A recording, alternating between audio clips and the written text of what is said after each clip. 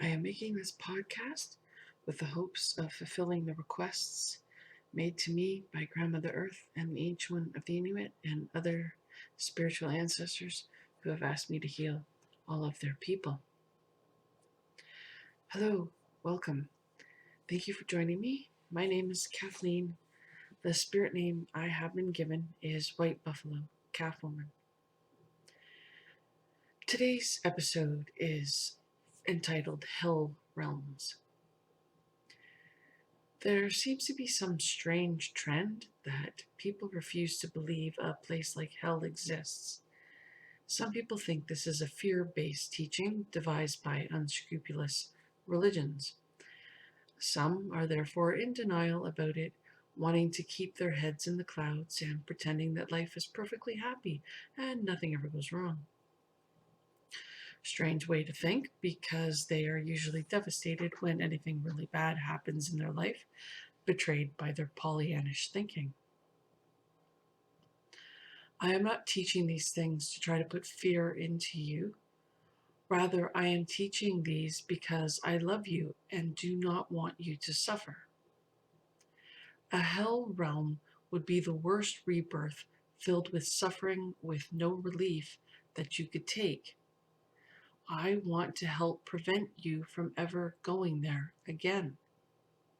Yes, again.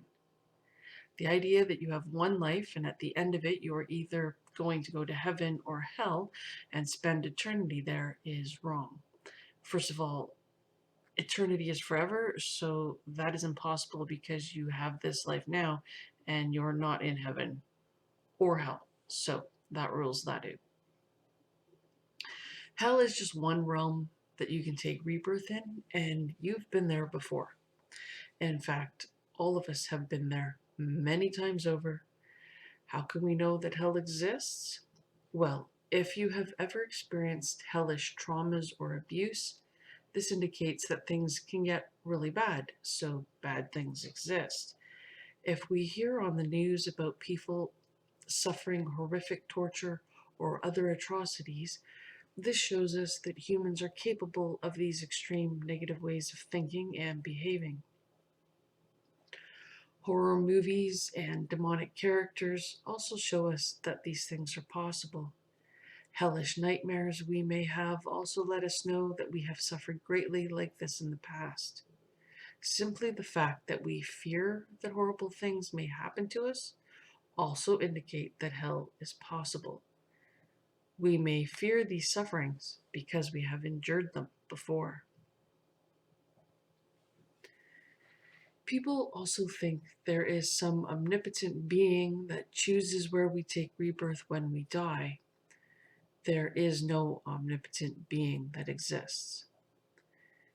It is our own actions, the karma we create, that dictates where we will take rebirth in our next life. If we live a life of crime, harming others with no thought or care of the well-being of others, we are going to end up in hell. The more selfish and self-absorbed we are, the greater our chances of taking rebirth there. Every time we engage in negative actions, we create the cause to suffer in the future. The more suffering we cause others, the more suffering we will experience eventually. The actions from all of our past lives that we have not purified yet are also waiting to ripen upon us. So even if you have been a good person in this life, it does not guarantee we will not end up in hell at some point. Anyone that frequently causes others harm is a lifetime criminal or is a negative person, most likely has imprinting from their previous lives of behaving in these ways and has brought that with them into this life. If they're unable to stop acting badly, then they're going to go to hell. There are many levels or areas within hell, all with their own brand of torment. Where you end up depends on how you behaved in this and your other lives. The worse your behavior, the more terrible hell you will take rebirth in. There are 8 hot hells.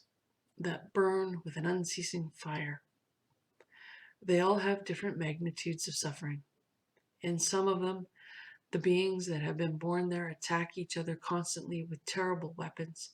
They are cut to pieces over and over, dying many times, only to be reborn there until they clear up the negative karma that landed them there in the first place. In other realms, their bodies are stretched out as thin as possible over burning hot surfaces and branded all over with hot irons. In other realms, they are pelted with molten hot rocks and coals, or end up in boiling molten liquid they cannot get out of. There are torturous beings that control some of these realms and are relentlessly cruel to the inhabitants. Along with the hot hells, there are 6 various areas you could end up with other horrific experiences. Places of fiery ash or excrement, some places of acid, and others of sharp swords and knife-like plants that cut you up when you try to climb them to get out of danger. You are doomed to suffer greatly, no matter which type of hell you find yourself in. The one hell that sent shivers up and down my spine was the one where a wonderful object that you have attachment for appears at the top of the tree. You climb up as razor-sharp, downward-pointing thorns shred your skin as you go. But your desire for the object is too great to stop you. Once you reach the top, you discover the item has disappeared and then reappeared on the ground below. Determined to obtain that object that you are so attached to, you climb back down. The thorns on the trees have all turned, pointing upward to catch your skin and continue to cut you all the way down. You repeat this action over and over, trying in vain to possess that desirous object, but never getting it, until your karma is worn out and you stop being there. Along with these, there are 8 cold hells. The ground is completely made of ice, and the area you end up in is surrounded by impenetrable mountains of ice. These hells are pitch black, so you cannot see anything.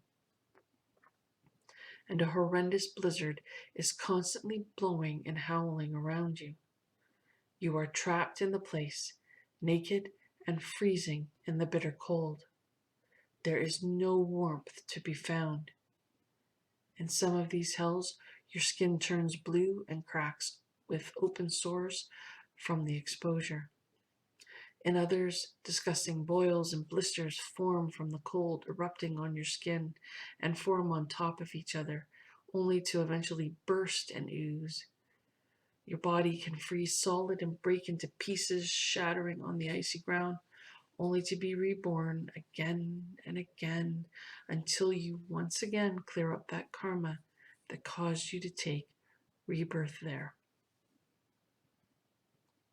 As if that wasn't enough, there are places called resembling hells. These are hell-like places that cater to individual negative karma that have greater suffering than the animal or hungry ghost realms, but not quite as bad as the actual hell realms. Unlike the hell realms where there is no respite from the agony suffered, the resembling hells can have breaks occasionally, depending on the karma you have created. It may surprise you to learn that we have all spent the most number of our lives in hell. If we were to get our mail forwarded from life after life, hell would be in our main address it would be sent to. This is due to our self-cherishing and putting our desires above those of others, from causing harm to others for our selfish gains. We all behave this way from time to time, and we have all had lives when we behaved most abhorrently towards others, causing us to collect such negative karma as to cause us to return to hell over and over again. Serial killers, mass murderers, terrorists, tyrants, abductors, warmongers, torturers, executioners, to name some of the worst offenders, will all obviously end up in hell. The worse our behavior, the worse hell we will end up in. The hot hells being the worst. If you are afraid of taking rebirth in hell, that is a good thing, as it will help to motivate you to do what is needed to avoid it. Fear is just an emotion. It is not realistic to avoid it. It is good to fear taking rebirth in hell or any of the lower realms for that matter. This is actually logical. It would not make sense to fear something that will benefit you, but fear of something that will cause you suffering can be used wisely. Your fear can help you to stop behaving in negative ways, to stop you from harming others, so that you reduce the risk of going to hell. If you pretend hell doesn't exist, you will not adjust your actions and could very easily wind up there in your next life. Since we are all guilty of doing negative actions like killing, cheating, lying, and stealing in this very lifetime, and have definitely done them in our past lives, we will all end up in hell at some point, unless we can learn to discipline our minds to stop us from engaging in these bad behaviors. If you don't think you've ever done a killing action, think back over your life to see if you have squished a bug or killed a rodent of any kind. These count as negative killing actions. It is still killing if you kill something other than a human. We have all done these things, and denying that we have only creates issues for us later. As we are unable to go back in time and undo all the negative actions we have performed, we need to do the 4 purifying actions to clear up our lousy karma that is waiting to ripen on us. Currently, we are unable to choose where we will be born, so we will need to be careful of how we behave. We need to try our best to cause no harm. We need to do as many good and virtuous deeds as possible. We need to dedicate those good actions so we don't lose them if we do something negative. Doing these things helps us to avoid taking rebirth in hell. If we do enough positive actions and safeguard them by dedicating them, we may take a higher rebirth in the future. The place that is the opposite of hell is the God realm. We rarely take rebirth there because we rarely overcome our self-cherishing enough to put others before ourselves. This is the place we will look at in our next podcast. Thank you so much for taking the time to listen to this podcast. May all the Buddhas, Bodhisattvas, and holy beings send blessings to you and your loved ones. Om Mani Padme Hum, Om Mani Padme Hum, Om Mani Padme Hum, Om Ahum, Om Ahum, Om Ahum. Om Tari Tari Tari Soha, Om Tari Tari Tari Soha, Om Tari Tari Tari Soha. Om Vajrapaki Vatrana Soha, Om Vajrapaki Vatrana Soha, Om Vajrapaki Vatrana Soha. We should dedicate this virtuous action of creating this podcast to all sentient beings everywhere, that we may all achieve enlightenment and be free from the suffering of samsara as quickly as possible.